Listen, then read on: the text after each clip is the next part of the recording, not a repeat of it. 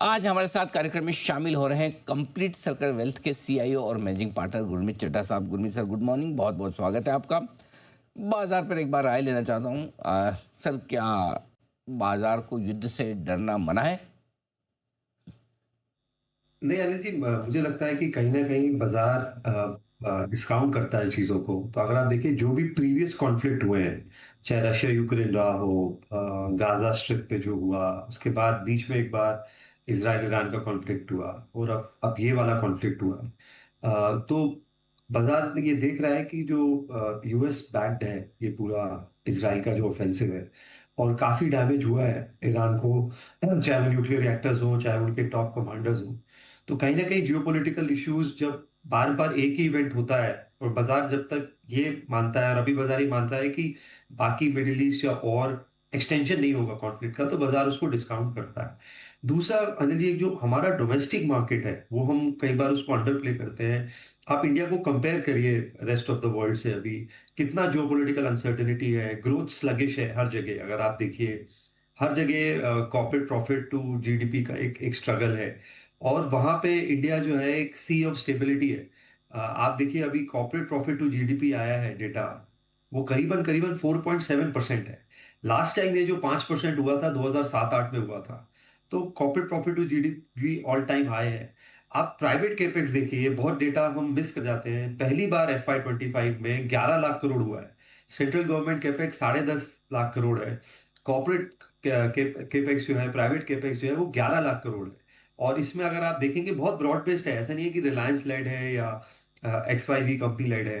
करीबन 150 कंपनीज हैं जिन्होंने 750-800 करोड़ से ऊपर का कैपेक्स किया है, कमेंट्स किया है लास्ट ईयर।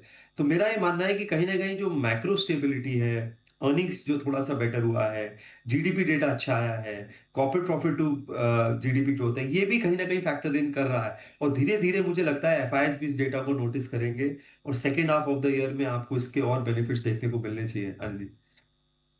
बिल्कुल, ये बात सही है। तो कहीं न कहीं युद्ध की चिंताओं को बाजार डिस्काउंट करके आगे बढ़ने की कोशिश करता हुआ दिख रहा है। एक और चीज़ जिस पर राय लेना चाहता हूँ, एफआईएस की खरीदारी बिकवाली को लेकर।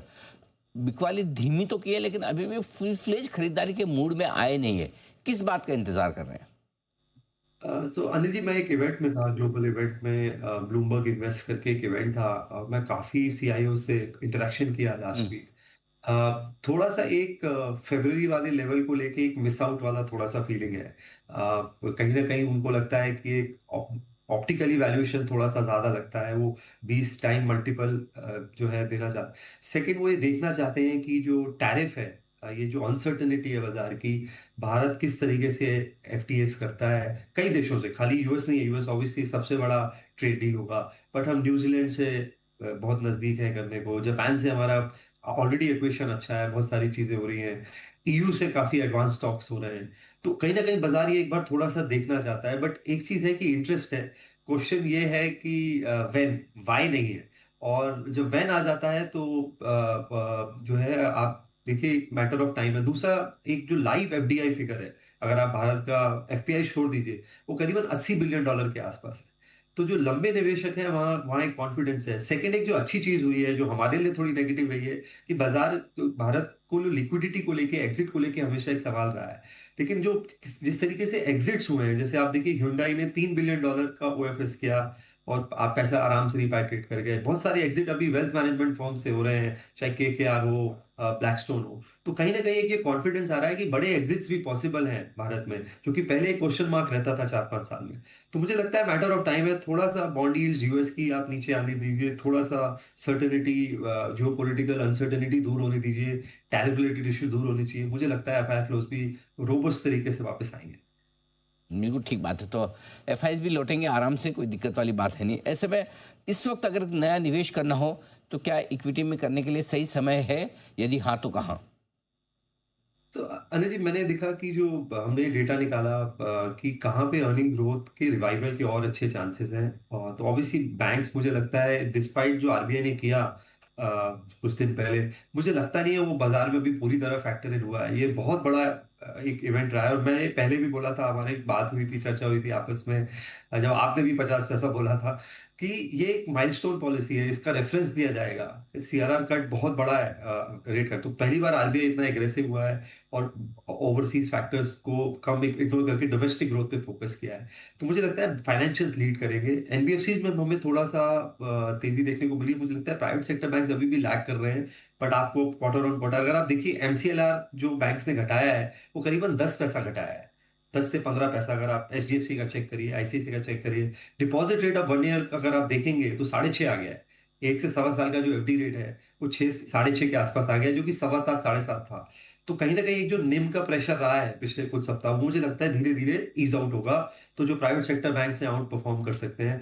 दूसरा मुझे लगता है कि जैसे ही हमारे यूएस के साथ ट्रेड डील होगी, जो सेक्टर्स अंडर ओन्ड है, जैसे अगर आप देखिए आईटी है, ऑल टाइम बहुत ही अंडरवेट पोजीशन है सबका, सबने राइट ऑफ कर दिया है। वैल्यूएशन धीरे धीरे लार्ज कैप आईटी के रीजनेबल हो रहे हैं, तो थोड़ा सा अगर आप वहाँ कॉन्ट्रेरियन हो सकते हैं। एनर्जी स्पेस ने अच्छे नतीजे के बावजूद stock performance wise under perform किया है। तो चाहे वो एनर्जी प्रोड्यूसर्स हो, चाहे वो पावर इक्विपमेंट प्लेस हो, मुझे लगता है वहां पे वैल्यूएशन कंफर्ट है। और सिलेक्टिवली रूरल इकोनॉमी, जीडीपी का आंकड़ा भी बता रहा है एनर्जी बहुत स्ट्रांग तरीके से वापस आ रही है।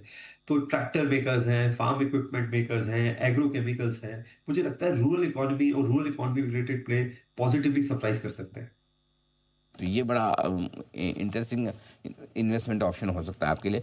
इसके साथ ही एक चीज़ और जो गुरमीत सर आपसे जानना चाहता हूँ वो ये कि क्या इक्विटी के साथ साथ कोई दूसरे एसेट क्लास हैं जो आपको पसंद है, जहाँ पैसा लगाना चाहिए इस वक्त? बिल्कुल अली जी, मैं बोलता आया हूँ पिछले 1 1.5 साल से कि बैलेंस एसेट एलोकेशन करिए। बॉन्ड यील्ड आपको याद होगा, पिछले साल हम जब चर्चा कर रहे थे तो 7.5 था, 7.25 7.5 था, आज 6.29 6.30 है 10 ईयर बॉन्ड इंडिया का। और मैंने अनिल जी कभी 200 बेसिस पॉइंट्स का फर्क नहीं देखा यूएस बॉन्ड मार्केट के साथ, एटलीस्ट 20 साल में तो नहीं देखा।